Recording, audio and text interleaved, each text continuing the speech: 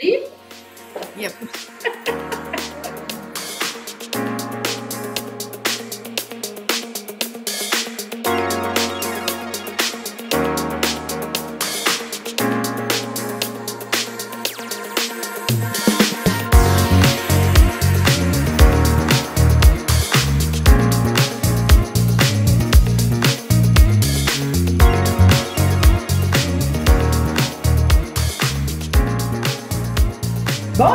Bonjour à toutes et à tous et bienvenue sur NeuroGym en ligne. Bonjour Rana.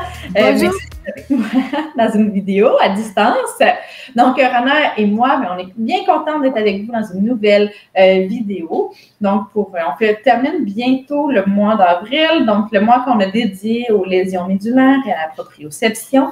Donc, aujourd'hui, Rana et moi, on voulait faire des exercices avec vous pour la mobilité du tronc. Donc, travailler la mobilité, travailler la force, également la posture, parce que quand on est assis dans un fauteuil, par exemple, on bouge parfois un peu moins. On peut avoir des raideurs, des troubles de mobilité et une posture qui est altérée. Donc, on va travailler tout ça. Donc, bien sûr, les exercices vont se faire assis. Si vous êtes déjà en fauteuil, vous pouvez les faire à votre fauteuil. Sinon, installez-vous sur une chaise confortable. Mais avant de vous installer, on vous invite à faire un pouce sur la vidéo, à faire j'aime. On vous invite notamment à vous abonner à notre chaîne YouTube. Sachez que ça nous aide beaucoup. Ça aide les autres à trouver nos vidéos, trouver ce qu'ils ont besoin. Également, dans les vidéos, on est rendu à plus de 600 vidéos, je pense, des petites, des courtes, des longues, sur plein de sujets. Donc, qui répondent à plein de questions, qui vous font faire des exercices pour améliorer votre condition générale, mais également l'équilibre, la marche, les transferts, plein de choses. Donc, si vous pouvez regarder ça, si jamais vous avez des besoins particuliers, vous pouvez nous écrire également. On se fait une liste et on essaie d'y répondre rapidement, faire des vidéos qui répondent à vos besoins. Donc, sur ce, sans plus attendre, on s'installe et on se retrouve dans quelques instants. À tout de suite! Excellent! J'espère que vous êtes bien installés.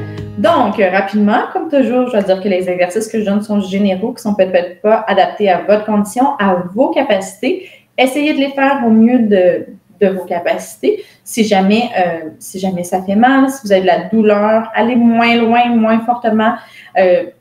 Vous pouvez arrêter un petit peu avant. Également, là, on va faire des exercices de mobilité du tronc.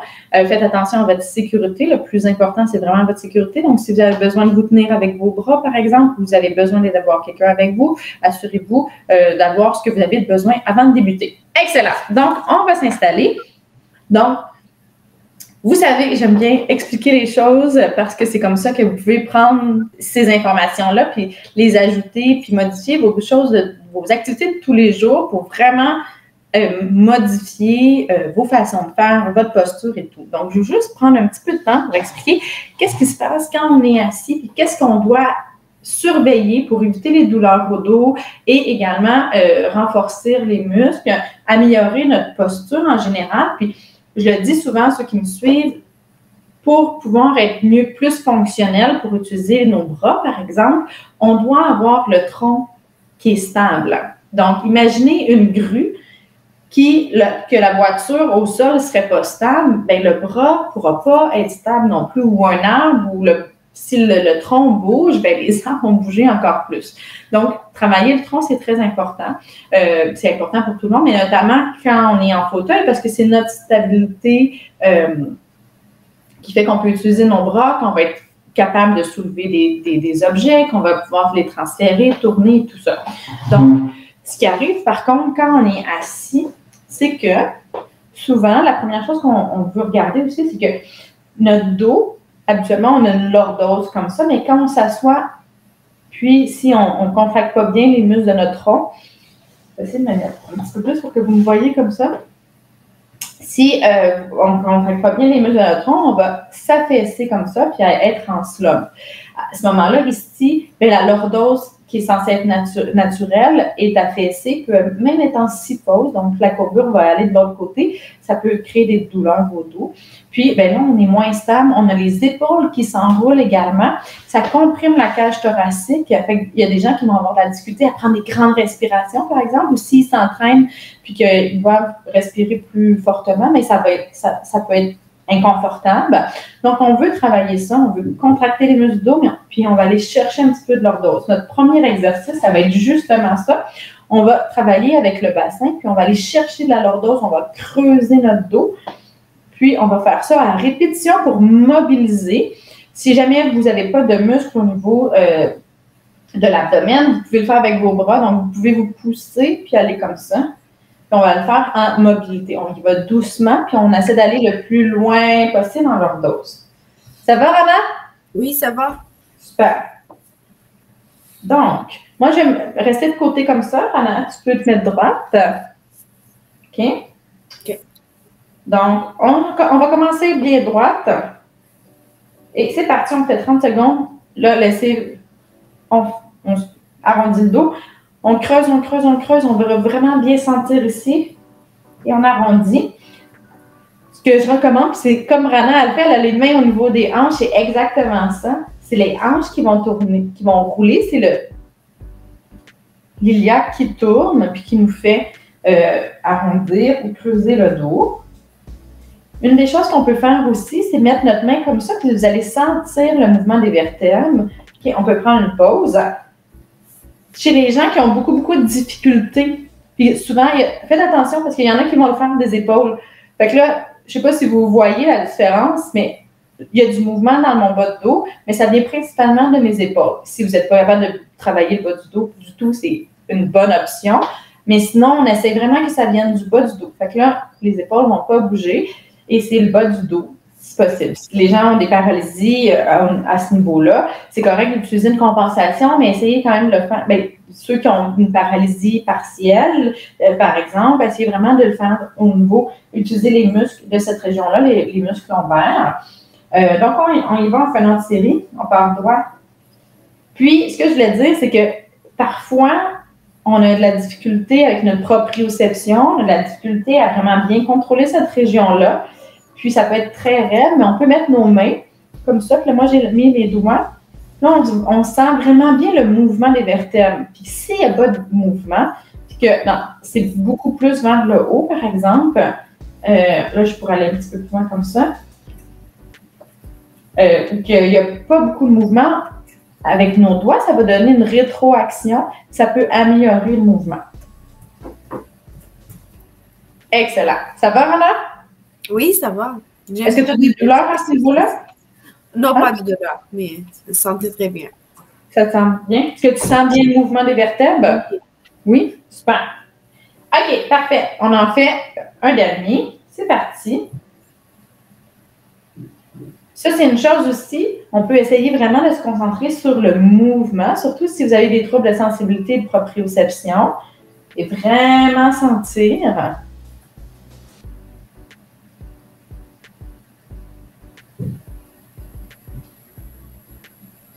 Puis sentez les vertèbres qui s'enroulent, se déroulent. Le dos qui creuse, qui s'arrondit. Excellent. Super. Le prochain exercice, on va travailler plus en global et on va aller allonger tout.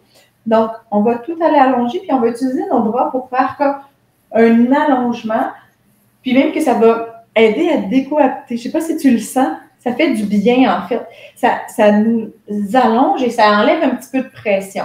Pour certaines personnes, il va falloir que vous gardiez une main en appui. Fait que ce que je vous conseille, c'est de le faire comme ça, puis de changer de main. Sinon, si vous êtes capable, on fait les deux comme ça, puis on se tire vers le haut. On essaie de travailler, c'est un exercice d'équilibre, mais également, on essaie de rester stable. Donc, on va faire ça à répétition. On va y aller lentement. On essaie de garder quelques secondes comme ça. Puis, on redescend. OK. T'es prête, Rana? Oui. C'est parti. Et bien, on se grandit, on se grandit, on se grandit. Ah, c'est ça que je cherchais, que je voulais dire tantôt. pour ceux qui ne peuvent pas lever les bras complètement, on redescend. Et puis, on aurait les faiblesses des triceps. Vous pouvez juste y aller comme ça ou aller moins haut, là, aller le plus haut que vous êtes capable. Puis, essayez de tirer votre tête vers le haut. Et on redescend. OK? Donc, on essaie de s'allonger. Imaginez que vous avez un fil qui vous tire, qui vous tire, qui vous tire, qui vous tire. Puis, on essaie de s'allonger. Pour ceux qui ont... On en fait un dernier. Pour ceux qui ont de la difficulté, vous pouvez utiliser vos bras. Puis là, vous poussez vers le haut. Excellent. On va prendre une petite pause. Ça va, ça, vraiment? Oui, ça va. Oui. Est-ce que ça fait du bien? Oui. Oui. Oui, ça fait vraiment du bien. Ça a l'air tout simple, un peu niaiseux comme exercice, mais on le sent vraiment, là, la décoaptation puis le poids qui s'enlève de nos vertèbres. C'est sûr que cette sensation-là va être en fonction du nombre de muscles qui peuvent vous allonger. Là. Donc, ça peut varier d'une personne à l'autre, mais c'est un très bon exercice pour la posture. On y va en fait une autre série, pas une dernière, mais on tire, on essaie de... Comme si on avait quelque chose qui nous attirait vers le plafond. On se grandit, ça fait du bien aux épaules, ça fait du bien au cou. Puis on essaie de travailler notre équilibre en même temps. Excellent. On y va. On grandit. On en fait un dernier. Excellent. Super. Si c'est facile à faire, puis que vous n'avez pas besoin de vous concentrer trop au niveau de votre équilibre puis de la posture, pour la dernière série, ce que je vais vous faire ajouter, c'est que quand vous êtes en agrandissement, de prendre une grande respiration pour aller mobiliser la cage thoracique, puis les vertèbres également. Donc, on va comme ça, puis on fait... Puis vous allez sentir, si vous avez des tensions, vous allez peut-être même les sentir, mais vous allez voir, ça va faire du bien, surtout si on a tendance à être plus souvent comme ça, là, on va être vraiment en ouverture. Il ne faut pas que ça fasse mal. Vous pouvez sentir des tensions, mais pas de douleur aiguë. OK, on y va. Donc, on lève, on se grandit, on prend une grande respiration. Et on redescend. Est-ce que tu sens que ça tire plus? Oui. Oui, hein? OK. On relève, on s'attire en haut, on prend une grande respiration. Et on redescend. Là, vous pouvez sentir des tensions un peu partout. En avant, en arrière, dépendamment où c'est le plus tendu. On en fait un dernier.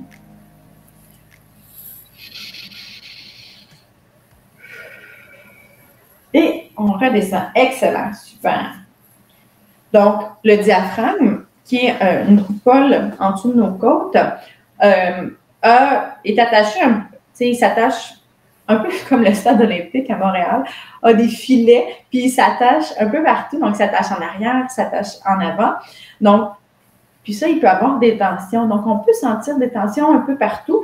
Certaines tensions, comme c'est à l'intérieur, peuvent quasiment nous donner une sensation de douleur d'organes. Des fois, il y a des gens qui ont beaucoup de douleurs, soit même au niveau du pectoral, qui peuvent sentir que c'est comme des douleurs au niveau du sein. Mais à l'intérieur aussi, ça peut être un petit peu spécial comme douleur. Sachez que ça peut être le diaphragme. Donc, si vous avez senti des douleurs dans les omoplates, mais à l'intérieur ou au niveau des côtes et tout ça, à ce moment-là, faites cet exercice-là plus souvent pour vraiment aller étirer. Sachez aussi que ça, j'en ai déjà parlé, ça fait très longtemps, par contre, le diaphragme, c'est très sujet au stress. Donc, on n'y pense pas, mais c'est un muscle, le diaphragme, puis c'est certaines personnes, je vais dire que moi, je fais partie de cette catégorie-là. Quand j'ai beaucoup de stress, mon diaphragme va se tendre.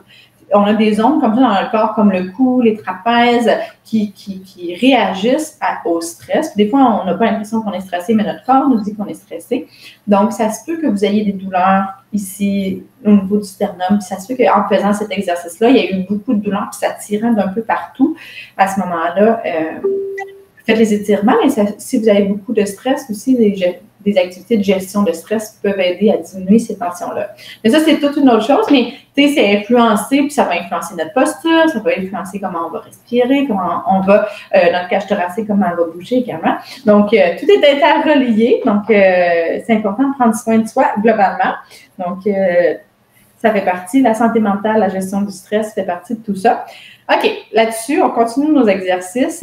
Une autre chose qu'on voit beaucoup quand on est en fauteuil, ou beaucoup en général, là, c'est les enroulements des épaules. Donc, on va travailler la posture, on va aller ouvrir comme ça. Là, on veut vraiment lever le sternum, on va aller ouvrir la cage thoracique, puis coller les omoplates derrière. Donc, je vais m'installer comme ça. Donc, ce qu'on va faire, c'est aller, même je vais me mettre comme ça, je pense pas, je sais pas si vous allez bien voir parce que j'ai un chandail noir, mais coller les omoplates comme ça, et aller ouvrir. OK? Donc, on va s'installer, je vais mettre droit. On va ouvrir comme ça. On veut vraiment, ce qu'on veut, c'est une rotation externe de nos épaules, notre humérus. Donc, on garde les coudes collés, on éloigne nos mains l'une de l'autre et on sort le buste. OK? Quand il va. Si vous devez vous tenir, vous pouvez le faire un à la fois. Comme ça, c'est parti. Là, ça se peut que vous sentiez des tensions derrière. Essayez aussi de contracter à la même force. Moi, je me rends compte que mon côté gauche contracte moins fortement. Donc, on essaie d'aller à la même amplitude. Vraiment de bien coller. Puis, ce que j'aime beaucoup, là, moi, je me rends compte que ma tête est un peu croche, mais Rana, tu es très bonne. Il n'y a pas d'élévation comme ça. On en fait un dernier. Donc, faites attention. C'est quelque chose que je vois souvent. Mettons, quelqu'un va élever, va utiliser le trapèze va compenser avec le trapèze, même si ça ne fait pas le bon mouvement. Là. Mais c'est des choses qu'on voit très souvent. Excellent. On peut bouger un petit peu les omoplates. Comme ça, les épaules. OK? Là, on pense à bien avoir une bonne posture comme on avait tantôt. Donc, on pense à bien contracter les abdos, creuser le dos. OK? Et on y va. Deuxième série. On essaie d'être symétrique. Ça, c'est une bonne chose de faire ce genre d'exercice-là devant un miroir pour être sûr d'avoir une bonne posture, travailler notre schéma corporel. On ne veut pas travailler dans des compensations ou des mauvaises postures parce que sinon, on entraîne notre cerveau à dire ben ça, c'est comme ça qu'il faut bouger ou c'est comme ça qu'il faut faire notre posture aller. Donc, on veut éviter ce genre de choses-là. Un dernier. Excellent, super. Donc, comme pour l'exercice précédent, ça va, Rana? Oui, ça va. Oui? J'ai besoin de cet exercice. Hein? Tu as besoin d'exercice? Oui. Ben, c'est pour ça qu'on fait ça. Fait que tu peux Oui, je travaille beaucoup de cardio, je marche avec l'ambulatoire, mais j'ai oublié pour faire cet exercice, c'est très important. Mais oui, c'est souvent les exercices, c'est vrai, qui sont oubliés parce que c'est plus des exercices posturaux, c'est plus petit. Fait que quand on fait du cardio puis on fait beaucoup de choses, on oublie. Mais il faut avoir un bon équilibre parce que quand on fait beaucoup de cardio, puis comme toi, tu fais du cardio, mais principalement avec les bras, ou tu sais, tu en fais un petit peu avec les jambes, mais tu travailles quand même beaucoup avec les bras, il va se développer tout plein de tensions. Oui. Fait qu'il faut faire des exercices comme ça de posture, mais également plus lents qui vont aller, ça va étirer les muscles, ça va mobiliser la cage thoracique, les épaules, tu sais, comme on allait en élévation des épaules, puis ça va relâcher. Fait qu'il faut un équilibre entre tout ça, puis souvent, il faut incorporer aussi du massage ou des étirements plus précis pour défaire les tensions musculaires. C'est normal qu'un muscle qui travaille fort fasse des tensions. Vous savez, les athlètes, là, ils ont leur massothérapeute, ils ont souvent leur physiothérapeute, puis ils font beaucoup de massages et d'étirements. Ils utilisent le rouleau, des balles. C'est important. Les muscles, un muscle sain est fort et aussi souple et est censé être rapide, donc dans la vitesse de mouvement. Donc, on veut travailler ça et endurant. Donc, on veut travailler l'endurance, la force, la puissance, la rapidité, mais on doit aussi la souplesse. Un muscle qui est trop tendu ne sera pas efficace de toute façon. OK. Donc, le dernier exercice, on va faire des grandes respirations. Donc, on va ouvrir comme ça, puis on prend une grande respiration. Puis, on va pour travailler la cage thoracique un petit peu.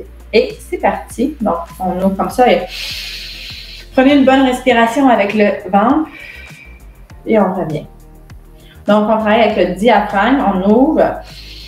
Le diaphragme, c'est quand le ventre se gonfle. J'essaie de prendre la respiration en même temps qu'on y va. Je vais continuer les explications. On va prendre une bonne respiration. Quand on utilise les muscles accessoires, c'est la cage thoracique qui va s'ouvrir en priorité parce que c'est les muscles au niveau des côtes. Un dernier. Mais on va utiliser le diaphragme en premier, puis ensuite, on va utiliser les muscles accessoires. Excellent. Super. Parfait. Est-ce que ça te tirait?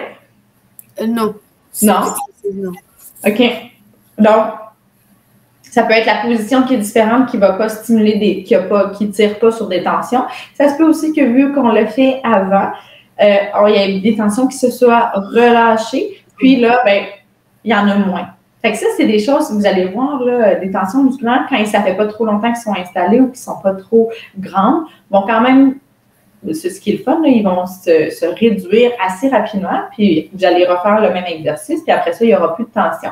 C'est à refaire, par contre, parce que les tensions peuvent se réinstaller quand on fait beaucoup d'activité physique, par exemple, c'est des choses normales, ou quand on fait de l'activité physique qui est difficile pour nous. C'est comme ça qu'on fait des choses qui sont maintenues longtemps, des contractions qui sont maintenues longtemps, c'est comme ça que les tensions s'installent, puis c'est tout à fait normal. Donc, il faut juste savoir comment les traiter.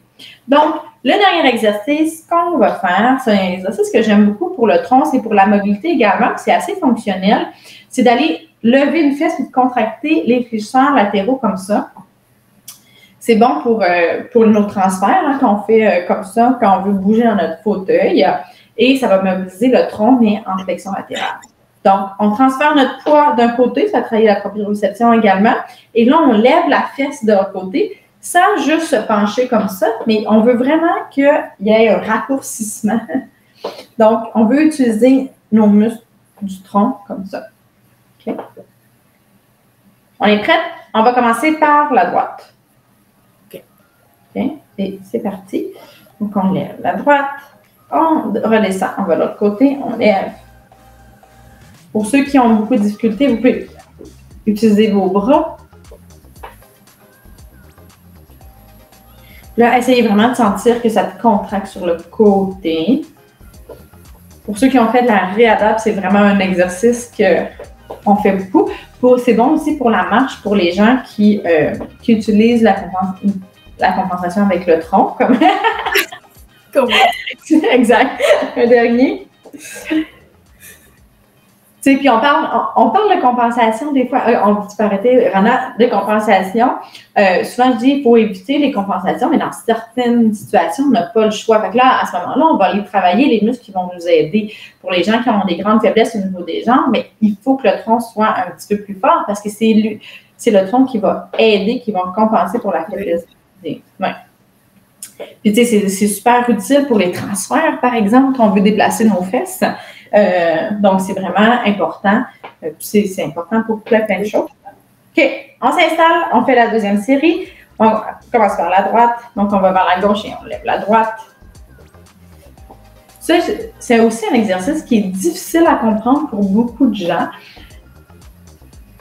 Donc, si vous ne l'avez pas et que vous ne comprenez pas tout de suite, c'est pas grave. Vraiment, focussez-vous à faire comme un C avec votre tronc.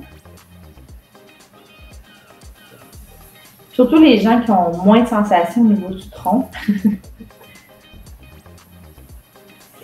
Fait que vraiment, de lever la fesse, un dernier avec la gauche. Et hop, excellent, prendre une pause. Ça travaille, c'est un bon exercice de contrôle moteur, ça travaille la dissociation. Donc, de travailler juste ça puis pas utiliser le reste de notre corps, là, la dissociation des ceintures, c'est important. Fait que ça travaille ça. Mais je sais que ça peut être très difficile pour beaucoup de gens. OK, on y va. Dernière série. On y va avec la droite encore. Hop. On essaie d'aller le plus haut possible. Oui. Super, Anna. On voit bien le mouvement, le mouvement de contraction.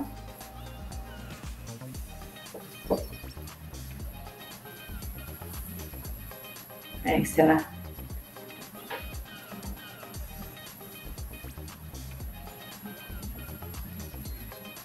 Très, très, très bien. On lâche pas, on lâche pas, on lâche pas. OK, un dernier. Oups. C'est plus vite que moi. OK, c'est bon. Je vais essayer de te suivre. Excellent. Super. Donc, ça, c'est on a fait 4 exercices pour la posture, le tronc, la proprioception, qui vont vraiment adresser les postures puis les problématiques qu'on retrouve beaucoup quand on est en fauteuil, parce qu'on est un petit peu plus comme ça, mais également, juste quand on est plus souvent assis, les gens qui travaillent à l'ordinateur, les gens même un petit peu plus sédentaires qui font moins d'activité physique, il va avoir souvent un manque de force ou d'endurance au niveau du tronc, puis par la gravité, notre corps s'affaisse comme ça. Donc, d'aller travailler ça en mobilité, en force également, puis en endurance, éventuellement, c'est bien, ça fait du bien, ça évite les douleurs, ça évite les problématiques lombaires. Donc, à faire et à refaire si vous avez aimé la vidéo. Donc, et d'ailleurs, si vous avez aimé la vidéo, on vous invite à faire un pouce sur la vidéo et on vous invite également à vous abonner à notre chaîne YouTube. Vous pouvez voir tout plein de vidéos de plein d'exercices. Vous pouvez chercher dans les listes de lecture vos besoins particuliers et nous écrire si jamais il y a des vidéos vous avez des besoins autres ou vous voulez revoir ou qu'on fasse d'autres vidéos pour certains sujets. Ça va nous faire un très, très grand plaisir. Donc, hey, merci Rana d'avoir fait les exercices avec moi. Comment tu te sens là? Santé très bien. Il fait mal partout. Avant nous commence, maintenant. OK. Ah, super. Donc, tu vois, c'est une séance à refaire. C'est vrai, ça fait du bien. Moi aussi, ça défait les tensions. Là. Je me sens plus légère maintenant. Donc excellent. Donc, sur ce, mais Rana et moi, on vous souhaite une excellente journée. On vous dit merci de faire partie de notre belle communauté, de faire des exercices avec nous et on est très hâte de vous revoir dans une prochaine vidéo. À bientôt! Bye!